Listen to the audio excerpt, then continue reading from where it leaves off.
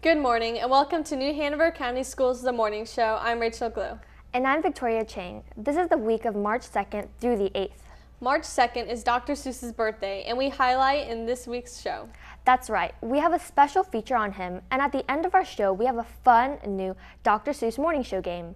Today's show also features the Zoo Files. In this episode, we meet one of the newest members of the zoo family, the baby chimpanzee Gus. And in the list, our host takes a look at the top 10 Dr. Seuss books and why we love them. See if your favorite made the list. We also have this month's What's Up in Science. Host Dylan Grace will be bringing us the latest news from the world of science. Speaking of news, it's time for our first look at this morning's news headlines. Let's send it over to our news anchor, Jada Ozigal. Good morning, Jada. Good morning, Rachel and Victoria, and welcome everyone to your school news here on The Morning Show. Topping the headlines this week, Best Foot Forward 2015 announces 18 exciting acts. Bellamy begins Watchdogs program with successful event, and Rolling Grice Middle School's 10th anniversary of Operation Love wraps up. I will have all these stories and more coming up later in the show. Thanks, Jada. We get things going today with a staple here on The Morning Show with a segment we call This Week in History. Our Grand Master of Historical Knowledge has all the headlines from past times in This Week in History, brought to you by Kidsville News.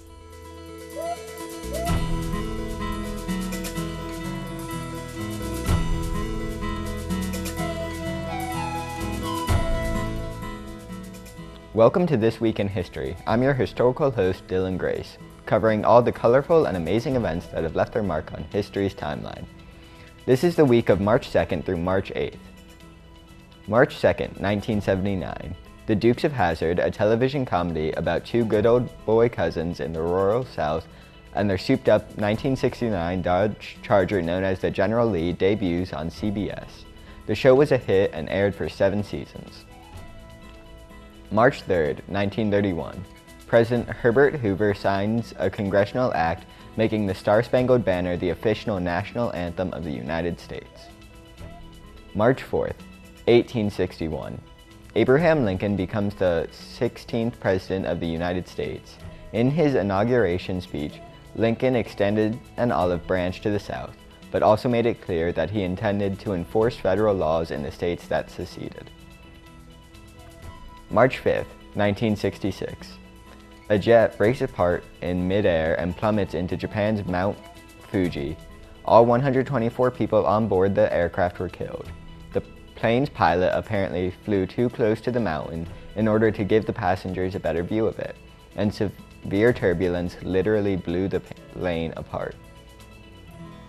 March 6, 1899. The Imperial Patent Office in Berlin registers aspirin on behalf of the German pharmaceutical company Frederick Bayer and Company. Now the most common drug in household medicine cabinets, it was originally made from a chemical found in the bark of willow trees. Finally, your weekend history tidbits.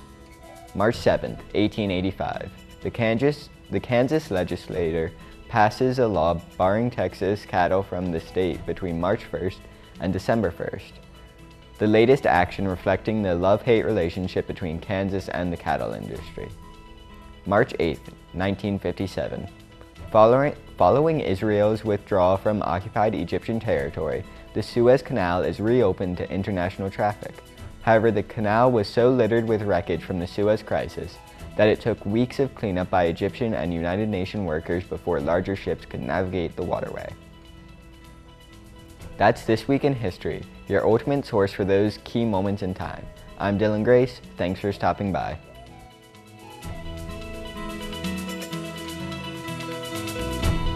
This Week in History is brought to you by Kidsville News. a fun and effective learning resource for children, teachers, and parents. It features school news, information, and local community events while promoting literacy and the development of good reading habits, character traits, and study skills in young children. And Kidsville News is always free. Copies are delivered every month to every elementary school in the New Hanover County school system. And join us again next time for another journey through time as we explore the fun, fascinating, entertaining, and educational facts that make up This Week in History. Now don't go away. We'll be right back.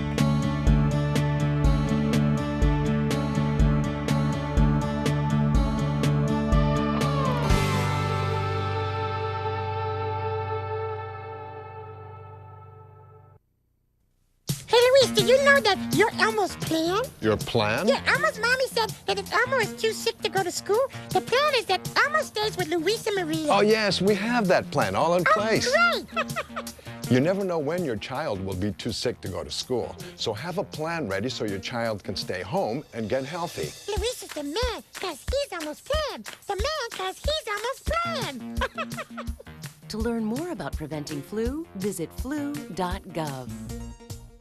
So, Malcolm, you do know that energy savers last 6 times longer than ordinary light bulbs. This isn't my room. It's Baron Davis's. Baron Davis, the basketball player? This is his room? Yep. Interesting, because we have Baron Davis right here. Baron, do you live here? No. I don't mean that, Baron Davis. Millions of kids are using their energy wisely. What's your excuse? Welcome back to the morning show. I'm Rachel Glue. And I'm Victoria Chang. Dr. Seuss is one of the most well-known and most read children's authors of all time. No matter your age, Dr. Seuss books will still have the power to spur imagination and lift spirits. He is so connected to reading that the National Education Association has deemed his birthday March 2nd, Read Across America Day.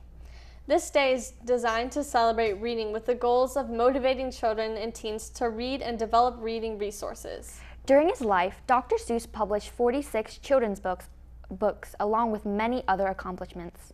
To learn a little more about this extraordinary man, we have a special morning show segment. Enjoy.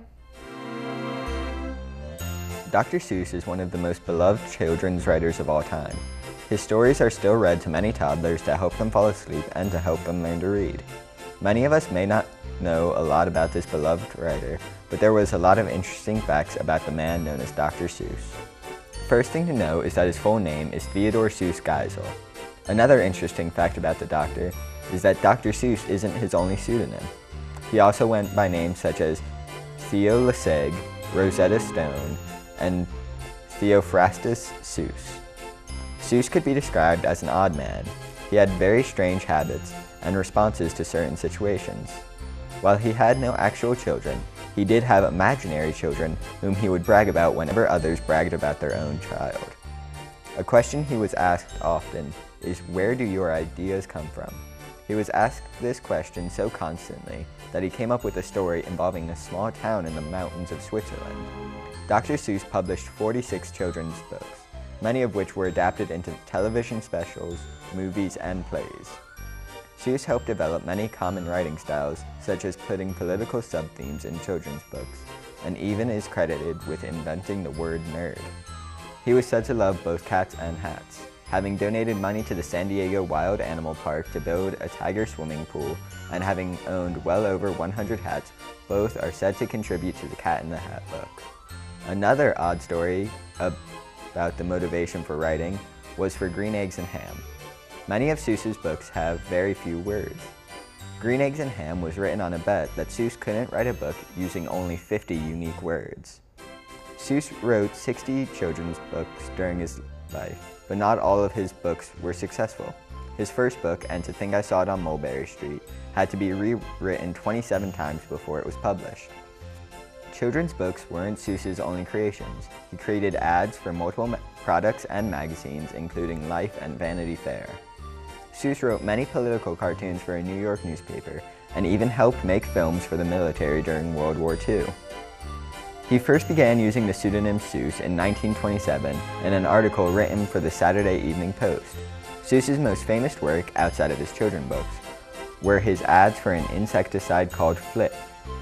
Dr. Seuss is among the most well-known authors, and his artistic pieces can be found in museums alongside the works of Picasso and Rembrandt.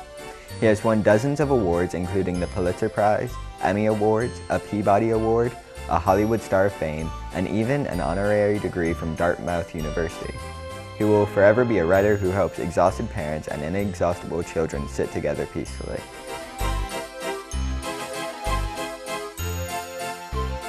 We hope you enjoyed all that excellent information on Dr. Seuss. It's time now to head over to our news anchor, Jada Ozigal, who is standing by with our first block of your school news stories. Good morning, Jada. Good morning and welcome to your school news on the morning show. I'm Jada Ozigal. New Hanover County Schools will feature the 26th annual Best Foot Forward performance this month. New Hanover County's brightest and most talented students from 17 schools will showcase the arts curriculum through dance, drama, and music, with a complete list of this year's acts in YSN reporter Rachel Glue. Each year, New Hanover County Schools puts on the area's premier performing arts event, Best Foot Forward. This magical night of entertainment draws closer, and the list of this year's acts have been announced. We are thrilled to bring you the complete list of acts for Best Foot Forward 2015. Kicking off this year's program will be Myrtle Grove Middle School with the high-energy musical number Totally 80s. The Johnson Pre-K students will present the charming and adorable number The Three Little Birds. Music teacher Mary Tyndall and her Coddington students perform Kong Ding Flower. The Laney dance team, under the direction of Lizette Carr, will present Candyland. The Pine Tree Valley Tigers will feature Seize the Day, followed by the Hogger production of Bop to the Top. Myrtle Grove Middle is back with a second number entitled El Radioactive. Bradley Creek does a magical and mystical production called Aladdin. Sandra Jamak has her Trask Bears performing It's Time. The 10th act at Best Foot Forward 2015 is Count on Me from Alderman Elementary, followed by A Better Than Solo from Ashley High School. Blair Elementary takes us to the beach with a beach musical number called Surf's Up. Murray Middle gives a Beatles musical tribute with Obla Dee Obla Da. The Laney High School chorus, under the direction of Jennifer Muske, will present songs from the album 21. It's a dance-off number for Snipes Elementary and as the showcase Fusion. The most popular song in the world is featured in this year's Best Foot Forward as Anderson Elementary presents Happy. Rounding out this year's production will be New Hanover High School's Tribute to Queen and Noble's musical number We Belong. So there you have it, the complete list of Best Foot Forward 2015 acts. Don't forget to mark your calendars. The performance will be held on Friday, March 13th in Brogdon Hall, located on the campus of New Hanover High School. Tickets can be purchased at any of the participating schools and the Public Relations Office at 6410 Carolina Beach Road and online at the school system website. Don't let this magnificent night of performing arts pass you by. Reporting for your school news, this is Rachel Glue. Bellamy Elementary just started the Watchdogs program at their school to help protect the students. The Watchdogs program allows fathers of students to become hall monitors to help the school faculty stop bullying and harassment. With a lowering number of male elementary school teachers, the Watchdogs program also helps students have a male role model they can look up to in the classroom. And you walk through the school and kids give you high fives, they hug you, you run around at recess. It's a great thing. I mean, it's just, you go into the schools and the kids just brighten up so much, and it makes you just feel good to be there to help, whether you're helping volunteer the teachers, you're giving a second, anything you can do to help the schools and help the community and help them to enjoy their day more and just to have a brighter day and, just make the kids happier. The Watchdogs program includes any father figure of a student who wants to volunteer at their child's school. The Watchdogs can perform any task that the school needs, such as monitoring the school entrance, assisting with unloading and loading of buses and cars, monitoring the lunchroom, or even helping the classroom. There have been positive statistics from schools who have already had the Watchdogs program, such as a decrease in bullying and an increase in grades. Thanks to the assistance of the fathers, Watchdogs can be started at any school. Just go online to www.fathers.com www.state.gov/watchdogs to find what you'll need to start, or contact the administration at your school to see if one's already active. Isaac Bear Early College High School welcomed local author and former New Hanover County Schools Administrator Bertha Boykin Todd. As part of the African American Read-In, this 26th annual African American Read-In celebrates African American authors and promotes literacy. Mrs. Todd engaged the 9th grade students from Isaac Bear with readings from several of her published novels: Meet the Help, True Stories of Domestics, My Restless Journey, and Moving Forward Together. Miss Todd's most recent book, Meet the Help, published in 2011, was co-authored with Rhonda Bellamy and was inspired by the best-selling novel The Help by Catherine Stockett. For all of the latest on New Hanover County Schools, join us weekdays at 5:30 p.m. here on the Time Warner Cable Channel 5 and Charter Cable Channel 191. For your school news, a complete half hour of all the latest news and information from New Hanover County Schools. Now back to our hosts. Thanks, Jada. It's now time for our tasty segment, Food Facts. In this feature, specialists from New Hanover County Child Nutrition Office join us with important information for living healthy and happy lives. This week, Melissa Davis talks to us about fruit juice and sugar.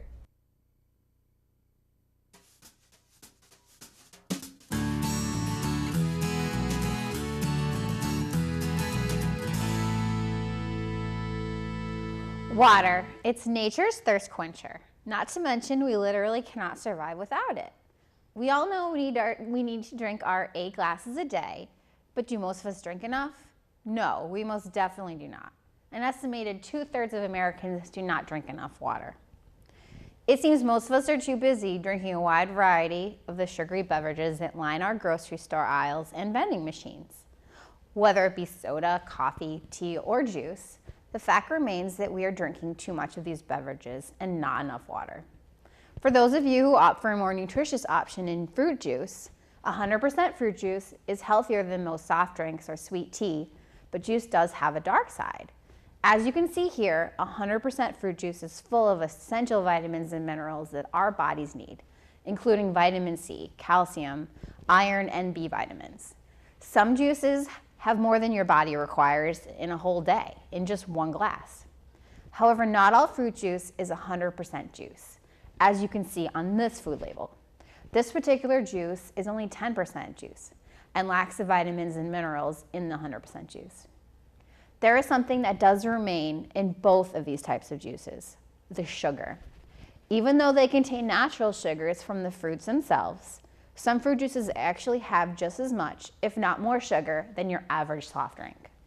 This example here has 28 grams of sugar. This may not seem like much to you.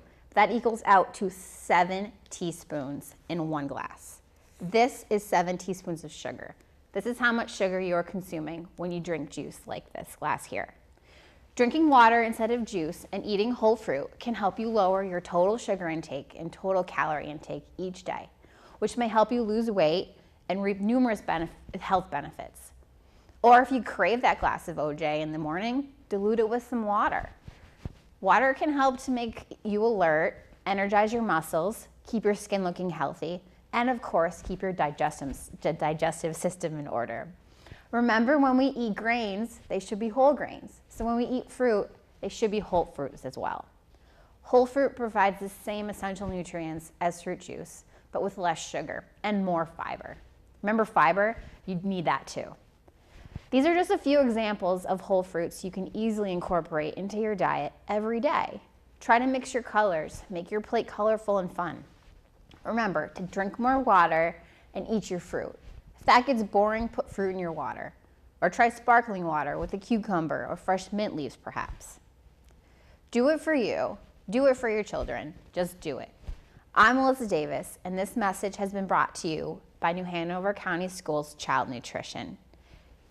Here's to your health.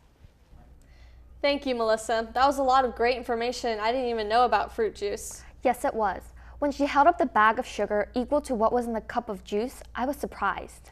It was a lot of sugar, something to keep in mind when we're shopping at the grocery store. Now don't go away. This rip-roaring edition of the morning show will continue right after this break. But before we go, we have our trivia question of the day. It is often suggested that one of the reasons Dr. Seuss's writings are so well received is because of the poetic meter he uses in most of his books. Poetic meter is a basic rhythmic structure of a verse or a line, and there are several different types which a writer can use. Today, our trivia question asks, what type of poetic meter did Dr. Seuss use in most of his books? Was it A, anapestic tetrameter, B, iambic meter, C, dactylic trimeter, or D, spondaic meter? We'll have the correct answer when we return.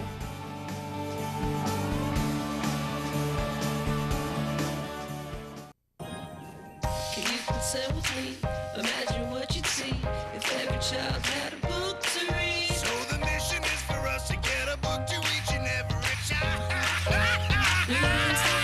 So let's join hands, book people unite, unearth hidden passion. Come on, we'll have a good time. One book could be the first element, helps to change a life. Book people unite. Read to a child today and spark a lifetime of ambition.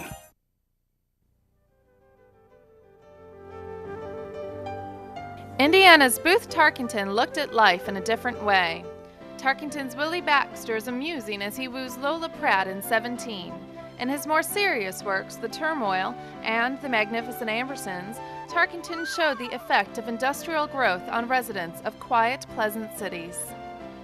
This background in literature has been brought to you by New Hanover County Schools. Welcome back to the morning show. I'm Rachel Glue. And I'm Victoria Chang. This week, our show highlights Dr. Seuss and his many, many wonderful books. Our trivia question also focuses on Dr. Seuss. Today's trivia question asks, what type of poetic meter did Dr. Seuss use in most of his books? Was it A, anapestic tetrameter, B, iambic meter, C, dactylic trimeter, or D, spondaic meter? And the correct answer is A, anapestic tetrameter. This poetic meter consists of 4 rhythmic units, or anapests, each composed of 2 weak syllables followed by 1 strong syllable. Often, the first weak syllable is omitted, or an additional weak syllable is added at the end. An example of this meter can be found in Yertle the Turtle. And today, the great Yertle, that marvelous, he is king of the mud. That is all he can see. To further explain, in our example, and today is the first anapest, also called foot, and to are the unstressed syllables, while day is the stressed syllable. Each line of writing contains 4 of these feet/anapests, and that is why it is a tetrameter. You put the 2 parts together, and Dr. Seuss wrote in anapestic tetrameter. So next time you read a Dr. Seuss book, you will know what syllables to stress and why. Shifting gears now, we have everyone's favorite segment from the North Carolina Zoo at Asheboro. The Zoo Files tell us all about the different animals, exhibits, and happenings at the zoo. One of the newest members of the North Carolina Zoo animal family is a baby chimpanzee. Rod Hackney introduces us to the little Gus in today's Zoo Files report.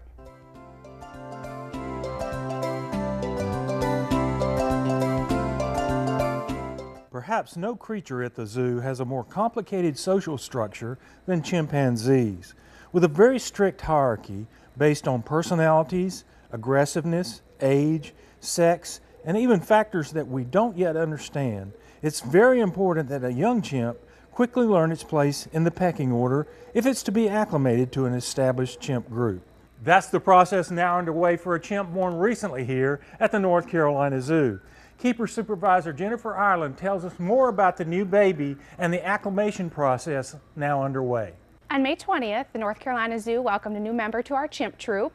It was a little boy. His name is Gus, and he was born to Amy and Lance. Amy is a 30-year-old chimpanzee who was born here at the North Carolina Zoo, and Lance is 13 years old, and he came to us about 7 years ago from Zoo Miami. When Gus was born, his mother was in the group, so she had the baby right in the group with the other group members, and keepers were actually there and got to witness the birth. The North Carolina Zoo does have one of the largest chimp groups in the United States. There are 2 other zoos that have similar numbers to us, but we're right up there close to the top. Visitors may not realize right away that we have a brand new baby in our troop because the baby is going to be held very closely to Amy's chest, and it's still quite small, so it'll be hard for visitors to see. Often visitors will see our young chimps who are 2 to 3 years old running around and think that that may be Amy's baby, but that's not the case. It'll probably be several months before Amy's baby is down off of her body and running around with the rest of the chimps. With the addition of this new baby, the North Carolina Zoo now has one of the largest chimp groups in any American zoo. If you'd like to learn more, please check out our website at nczoo.org. I'm Rod Hackney reporting for the Zoo Files, connecting your life to wildlife. The North Carolina Zoo near Asheboro is open year-round. For more information, call 1-800-488-0444 or visit the zoo website at www.nczoo.org. That was another excellent edition of the Zoo Files. Thank you, Rod Hackney. All right, it's time now for this week's lunch menu. This is the menu for Monday, March 2nd through Monday, March 9th. On Monday, March 2nd, your wait in the lunch line will be well worth it as they are serving turkey and gravy with rice, delectable corn puppies, and a chicken filet sandwich. Don't forget to add sweet potato waffle fries, a garden salad, and spiced apples to the entree you choose. Then, on Tuesday, March 3rd, let the unique flavor of chicken and waffles or savory Salisbury steak with a biscuit satisfy your hungry stomach, or if you prefer to pick a pizza slice. While you're contemplating your entree decision, go ahead and get the side items of red skin mashed potatoes with gravy, garden salad, and fresh fruit. On Wednesday, March 4th, get over that midweek hump with chicken nuggets with a roll, or tuna salad sandwich, or a bacon cheeseburger. On your way to the table, be sure to pick up pasta salad, glazed carrots, garden salad, and diced pear.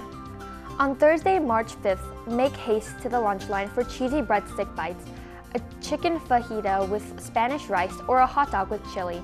Stay healthy by piling on macaroni salad, Great Northern beans, garden salad, and fresh fruit. Then, on Friday, March 6th, you won't want to miss out on your lunch as your cafeteria will be serving popcorn chicken with a roll, a pepperoni pizza hoagie, and a pork barbecue rib sandwich. Pick your entree and accompany it with macaroni and cheese, carrot sticks, a garden salad, and diced peaches. Finally, on Monday, March 9th, your tummy will yell yummy when you get the scrumptious oven-roasted chicken with biscuit, beef taco with Spanish rice, or a tasty cheeseburger. The meal's not complete until you pile on barbecue pinto beans, a garden salad, and a frozen fruit cup. And there you have the lunch menu for the week. Don't forget, you can also start your day off with a healthy and hearty breakfast at school. In our next segment, host Jamie Stalford takes a look at a unique top 10 list that is informative and entertaining. From animals to food to entertainment and education, each episode will count down 10 items that are tops in their category. This week, we have a special for our Dr. Seuss show. Here are the top 10 Dr. Seuss books. Follow along and see if you agree or disagree with the list.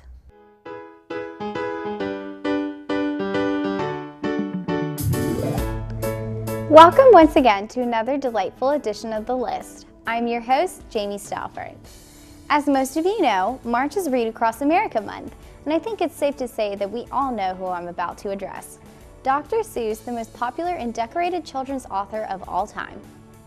By creating some of the most memorable characters and integrating a wild vocabulary, he found his way into the hearts of children and adults alike. So without further ado, let's count down the top 10 Dr. Seuss books. Coming in at number 10 is There's a Wocket in My Pocket. Written in 1974, There's a Wocket in My Pocket features a little boy who seems to have a unique situation.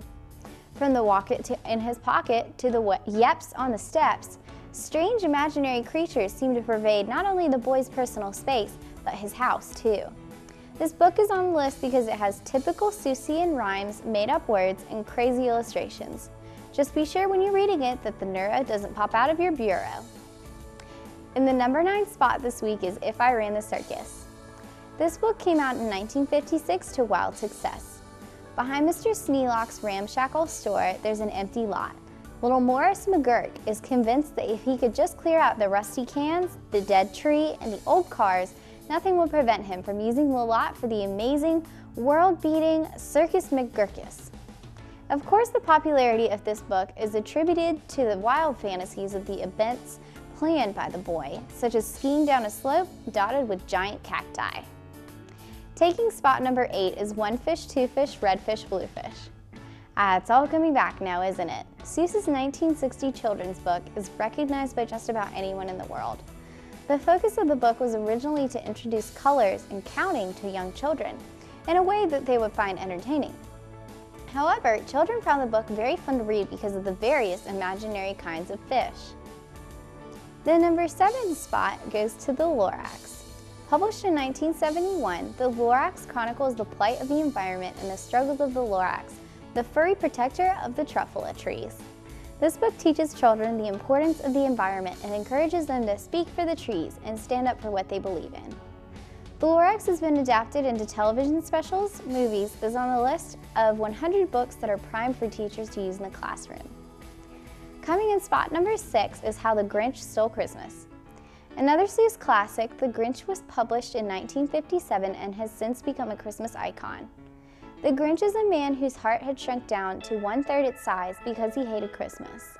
He decides to dress up as Santa Claus and steal all of Whoville's Christmas presents. He has a change of heart when he realizes that Christmas isn't about gifts and decorations, but coming together and being good to one another. We're almost there. Spot number 5 goes to Did I Ever Tell You How Lucky You Are? This story, written in 1973, tells of the encounter of an old man and a young boy, in which the young boy complains that he has the worst of luck. The old man then goes into a very long list of terrible things that have happened to others, ending each item with "You're really quite lucky indeed." Whether it's spending the night on a cactus plant or being unable to make a shadow, the young boy feels at ease as he finds that sometimes others have it far worse than he. Although this is one of Seuss's lesser-known works, it really is a great read that will have you laughing and really thinking too. Taking the 4th spot this week is Green Eggs and Ham. Published in 1960, this book ranked as the 4th best-selling English language book of all time. In it, Sam I Am pesters an unnamed character to try his delightful concoction, green eggs and ham. He knows that if the character tries them in a train or in the rain, he will surely take to them. Eventually, the character tries them and loves them. Green Eggs and Ham teaches the lessons of widening your horizons and trying new things. Coming in spot number 3 is The Cat in the Hat. Published in 1957, The Cat in the Hat centers around a cat in a red and white striped hat and tie, and he talks and walks on all fours. He shows up at Sally and her brother's house one day while her mother is away to help the kids have some fun on a rainy day. The children are apprehensive at first, and the cat almost destroys their house until he magically gets it cleaned up with the help of cool characters. It has sold over 1 million copies just 3 years after being published, all because it successfully taught children how to read and made them laugh too. The runner-up spot this week goes to Horton Hears a Who. In 1954, Horton Hears a Who was brought to the public with the message, "A person's a person no matter how small," where the sense of the individual was a fairly new concept. Dr. Seuss was a soldier during World War II, and he harbored strong feelings of hatred towards Japan. After the war, however, he took a trip to Japan and completely changed his feelings after meeting a very special friend, who he dedicated the book to. The story is the basis for the Broadway show Seussical, in which remnants of other books are also included. And coming in at spot number 1 is, drumroll please, Oh, the Places You'll Go. Seuss's last book, published in 1990, Oh, the Places You'll Go, follows the journey of life and its challenges.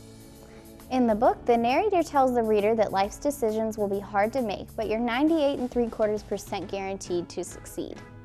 The protagonist, an unnamed young boy, leaves town and travels to new places and discovers new things, until he reaches a land called the Waiting Place, in which time does not pass. The waiting place is a metaphor for doing nothing in life, and Seuss encourages young readers to explore and learn for the rest of their lives. Well, that does it for another exciting edition of The List. Whether young or old, everyone loves Dr. Seuss, and I hope you'll take the chance to read a great book during the month of March. I'm your host, Jamie Stalfright, and join me again next time for another edition of The List.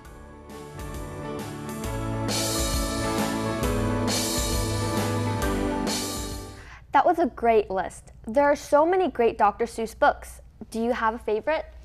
I like One Fish, Two Fish, Red Fish, Blue Fish. I think it's fantastic. What about you? What's your favorite? My favorite book is The Lorax. I've watched the movie and I absolutely love it. I love that one too. It's a really good one. Now, coming up, we have What's Up in Science with our hosts Dylan Grace and more Your School News here on the morning show. But first, we have a little music for your morning. Beethoven's Symphony No. 5 in C minor is one of the best-known compositions in classical music. It was completed in 1808 and is one of the most frequently played symphonies. Beethoven spent 4 years working on the Fifth Symphony. It finally premiered on December 22, 1808, in one of the most extraordinary concerts in history. The work received a very good reputation afterwards when poet and composer E.T.A. Hoffmann described the symphony as one of the most important works of the time. The symphony begins with a distinctive 4-note opening and is well known worldwide, appearing in popular culture today. This work is composed of 4 movements. Another reason this piece is so popular is that it represents so much of Beethoven's musical style. The key of the Fifth Symphony, C minor, has come to symbolize his artistic character. Here's this morning's great moment in music.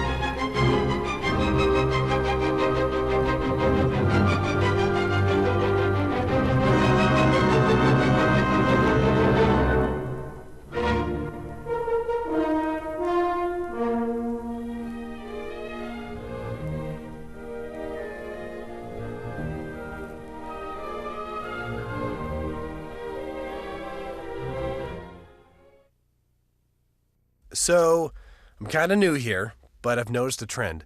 My human does this funny thing where she goes around and gets all my toys, and then she hides them in that basket by the door. You know, but it's always the same basket, and it's always in the same place. And then she acts so surprised when I find them, but, you know, she's putting them in the same basket. Again. It's like, hello? That's where you put it last time. You were the worst at hide and go seek. This is Lands and People, your passport to the world. The Republic of Angola is found on the western coast of southern Africa. The country's chief agricultural products are bananas, coffee, and sugarcane. While its major products are diamonds, iron ore, and phosphates, most of the population belong to various Bantu groups. Angola's capital is Luanda, and primary language is Portuguese. This has been Lands and People, your passport to the world. Welcome back to the morning show. I'm Rachel Glue. Science is an ever-changing and advancing field. Each day, week, and month, new discoveries are being made and unique experiments are brought to a conclusion. From the tiniest particle to the vastness of space, discoveries are being made in all fields of science. Our host Dylan Grace takes a look at some of the most recent and interesting happenings in science in our new segment, What's Up in Science?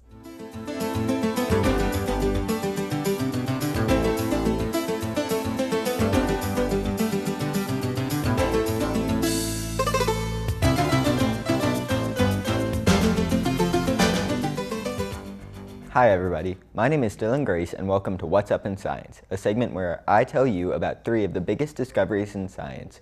But first, here's our technology tidbit.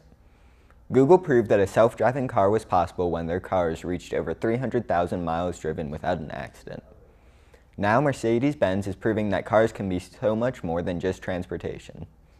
Mercedes' self-driving concept car was revealed this year, and it stunned crowds. The car's interior resembles a business room with touchscreen panels and TV screens, allowing for conference calls and presentations.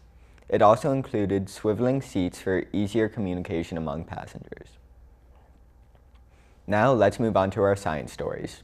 People say we only have one Earth, but a company based out of the Netherlands is trying to make Mars a viable place for us to live. Mars One has plans to send astronauts to Mars starting in 2024 without a return trip. The astronauts can be from any country, but the main language spoken on the colony will be English. The goal of these astronauts will be to start a permanent colony on Mars, which would eventually become its own civilization. Candidates for the first group of astronauts have already been selected, but they plan to launch 4 people every 2 years starting in 2024. Next up, there was a strange find in a Russian diamond mine recently. A rock which contained over 30,000 diamonds. The rock was no bigger than a Christmas ornament, and the diamonds were considered worthless in terms of jewelry. The rock is predicted to greatly assist scientists in discovering how diamonds were made originally. While scientists can now create diamonds of their own, the natural process which creates them is still a mystery, and finding such a large number in such a confined space with no larger diamonds nearby creates even more questions on their discovery. Finally, robots are becoming more prevalent in our society, and while most are used for tedious, repetitive work, some have been created to perform more intricate, creative work. One robot is learning to cook from YouTube videos. The robot watches videos and is able to replicate most hand movements through a combination of 6 more basic movements. The robot not only learns movements, but also which ingredients taste best together. Robots are becoming smarter and smarter, and in the future will be more prevalent in our lives. That's all for this month. Remember, always keep learning and discovering, and I'll see you next time on What's Up in Science.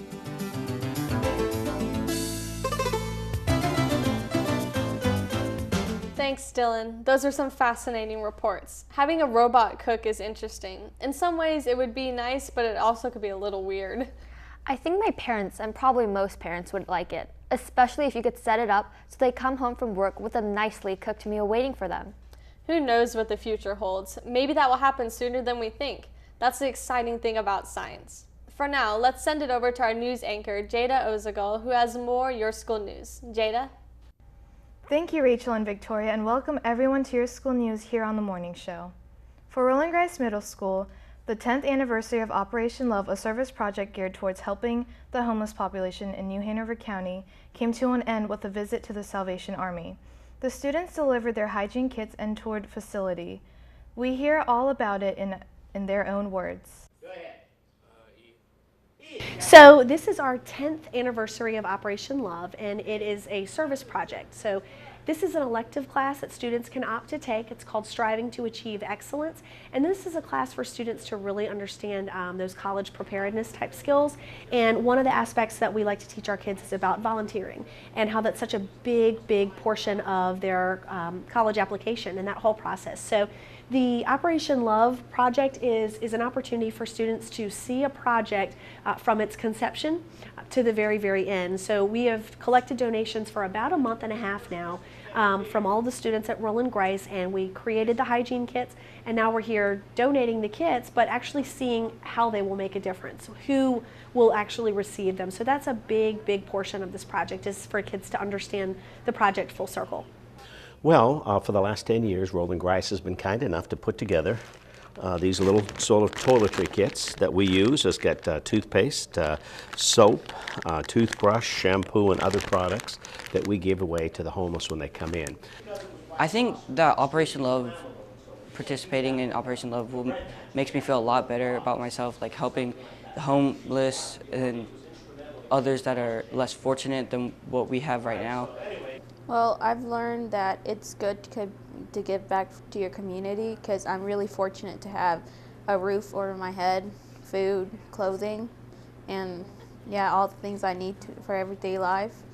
And it's good to feel that you're giving back to your community. You're giving children like my age or smaller children like toys or what they don't have. Well, oftentimes, young people sort of get a a bad rap, if you would, for playing video games and this kind of stuff, not having the same work ethic.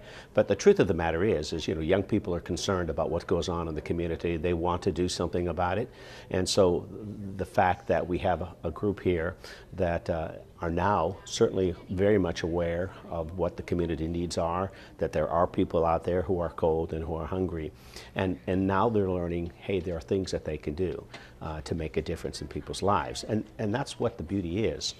It feels kind of good that you're going to be helping people that really need help, because you really get to know that you really don't have that much, because sometimes I feel like I need more, stuff like that, and I'm always saying I want, but then you see people here and you just kind of feel bad and you realize how much you actually have. Last week at Freeman Elementary School, pupils had a grand time cooking with Helen. The lessons were made possible with a grant the school received and focused on recipes that are simple and sensible. Students were given recipes they could accomplish and relate to, like making applesauce and heart-shaped brownies, or Valentine's Day. The ideas behind cooking with Helen was to encourage confidence in the kitchen using ingredients the students are familiar with. During the lessons, a number of topics were stressed, like kitchen safety and good eating habits. Students used skills they have learned in the classroom, like counting, following directions, and estimating, as well as telling time, applying simple math skill, and some reading. Freeman students learned a large number of cooking skill, like measuring, weight and volume, cutting, grinding, grating, peeling, and separating eggs. An electric mixer, safety can opener, apple peeler, thermometer, measuring devices were also introduced and used by students. Finally, New Hanover County Schools had 19 projects win awards at the 2015 Regional Science Fair held at the University of North Carolina, Wilmington. 9 projects were chosen to represent our region at the North Carolina Science and Engineering Fair in Raleigh. YSN reporter Heather Jensen has a complete list of winners and their projects. It was a complete victory for our local students competing at the Regional Science Fair. This fair was a pivotal stepping stone for students in 3rd through 12th grades who will now move on to the state science fair level. The NC Science and Engineering Fair is an enthusiastic science and technology event in March. Winning in the elementary exemplary projects are Reagan Williams from Parsley with Hold the Soap, and second was Jasper Stafford and Orion Brown from Gregory with Upgrading the Rosetta Probe. First place in the Junior Earth and Environmental Science was Elizabeth Kinsey from Murray Middle School, and Junior Physics for second place with a project entitled The Hidden Cost of Interior Wall Color Choice is Esha Kapoor from Myrtle Grove. The third place winner for Senior Biological was How's Your Kick by Megan Haas from Isaac Bear Early College High School. Senior Biological A second place was Do You Got Milk with Different Proteins by fellow Isaac Bear student Bader Karpat. Mariam Karpat won second place with Biological B with Glow with the Flow. Correlation of catalyst usage to electrolysis of water efficiency won first place in chemistry and was completed by Eli Wilson and Cameron Nett. Senior Earth Environmental Science first place winner was Noelle Hone with Survive or Succumb, the Effects of Sucralose on Brine Shrimp in Ocean and River H2O. Winner of Senior Technology Engineering first place was Should You Worry About Your Cell Phone by Ryan Gray and Andrea Lamas. Several students also won special award winners from the American Meteorological Society and the NC Aquarium at Fort Fisher. When the Women in Science Award was Esha Kapoor, Megan Haas, Reagan Williams, and Mariam Karpat. Finally, winning $125 for the Excellence in Science Award was Eli Wilson and Cameron Nett from Isaac Bear. The North Carolina Science and Engineering Fair will be held March 27th and 28th at Meredith College in Raleigh. Reporting for Your School News, this is Heather Jensen. That's all for now. To watch this week's edition of Your School News online, visit the school system's website at www.nhcs.net and click on the NHCS TV logo on the homepage. Now back over to Rachel and Victoria. Thanks, Jada. Okay, it's time now for our new morning show game featuring the works of Dr. Seuss. I'm excited. Dr. Seuss books are great. They are indeed. Let's send it back over to Jada, who will explain how the game is played. Our game today is simple. I will read the opening line of a Dr. Seuss book, and you will have to tell me the name of the book. If there is any word in the opening line that will give away the title, I will say blank instead of the word. You each have a list of all the Dr. Seuss books to aid you. We will rotate questions. However, if you miss one, then your competitor will have a chance to steal. Okay, contestants, are you ready? I will start with you, Rachel. Okay. Big A, little a. What begins with A? All right, that's Dr. Seuss's ABC. That's correct. Okay, Victoria. Every who down in Whoville liked Christmas a lot, but the blank who lived just north of Whoville did not. Is it Horton Hears a Who? No. Rachel can steal. Is that How the Grinch Stole Christmas? Yes. That's what we were just talking about. Okay, Rachel. The sun did not shine. It was too wet to play. Ooh. So we sat in the house all that cold, wet day. Is that Cat in the Hat? Yes. Okay, Victoria. Okay. On the faraway island of Salamasond, blank the king of the pond. Is it the King's Stilts? No. That's what I was going to guess. Let's go with Bartholomew and the Oblek. No. All right. It was Yertle the turtle. Okay. Rachel, when I leave home to walk to school, Dad always says to me, Marco, keep your eyelids up and see what you can see. Marvin K. Mooney, will you please go now? No. Okay, Victoria, you can steal. Is it Great Day for Up? No. It was And to Think That I Saw It on Mulberry Street. Oh. Okay, Victoria.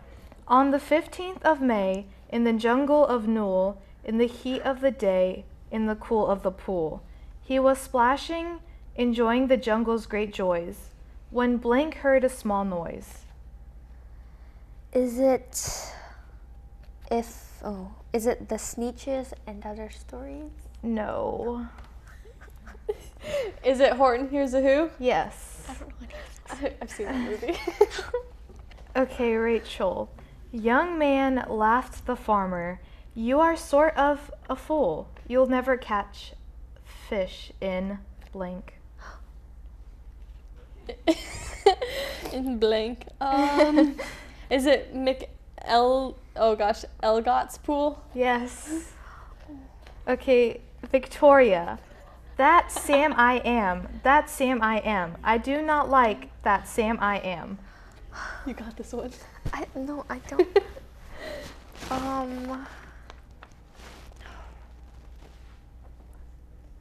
Oh, is it Green Eggs and Ham? Yes. I got it. Nice. Okay. Okay, Rachel. At the far end of town, where the grickle grass grows and the wind smells slow and sour, when it blows and no birds ever sings expecting old crows. Sorry. That was really. Is it I Can Lick 30 Tigers today? No. Okay, Victoria. Is it the Lorax? Yes. Oh, no. Okay. Oh my gosh. Victoria, congratulations. Today is your day. You're off to great places. You're off and away. Oh, I know this. Off and away. Oh my.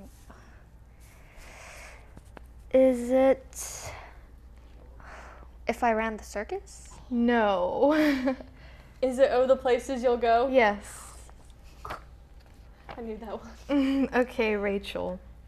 It's a pretty good blank, said young Gerald McGrew, and the fellow who runs it seems proud of it too.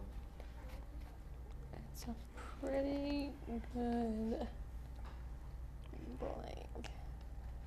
Pretty good blank. Okay. Is it The Sneetches and Other Stories? No. Okay. Is it Oh the Things You Can Think? No, it's If I Ran the Zoo. Oh. Okay, Victoria. I wish we could do what they do in Catch-Roo. They sure know how to say blank. Catch-Roo.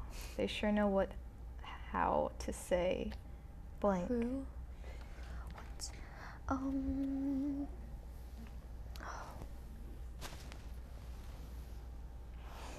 Catch-Roo. Is it Hunches and Bunches? No.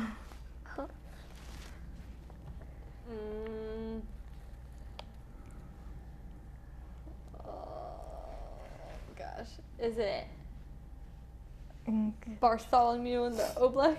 No. No, okay. It was Happy Birthday to You. Oh. Yeah, it rhymes though. Okay, Rachel. Now the star belly blank had bellies with stars. The plain belly blank had none upon thars. Alright, this one's The Sneetches. Yes. Alright. Okay, Victoria. Up, pup. Pup is up. Pup is up. I just Is it I'm not going to get up today? Nope. Is it Hop on Pop? Yes. Okay, Rachel. Sighed my Z, a lazy bird hatching an egg. I'm tired and I'm bored and I've kinks in my legs from sitting, just sitting here day after day. Is it Horton hatches the egg? Yes. Okay. Okay, Victoria. Did you ever have the feeling there's a wasket in your basket? There's a wocket in my pocket? Yes. Nice. Okay, Rachel.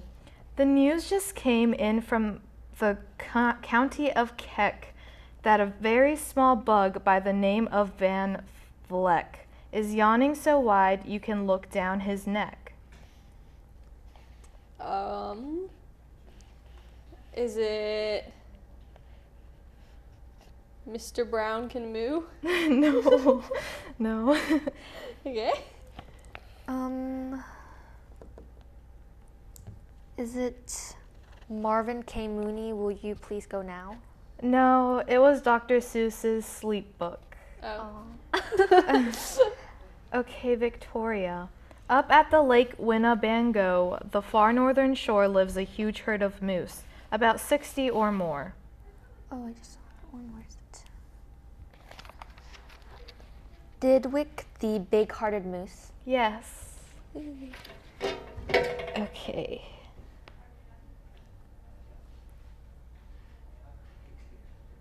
That is all the questions I have. The winner of our game today is Rachel. Congratulations, you are the master of Dr. Seuss books. Woo. Well, that was fun. Good game. Yes, I enjoyed it. Good game. That does it for this edition of The Morning Show. Remember, for the best TV of all, each and every day, keep it tuned right here for New Hanover County Schools TV on the Learning Network of the Cape Fear. Have a great day. And a wonderful week.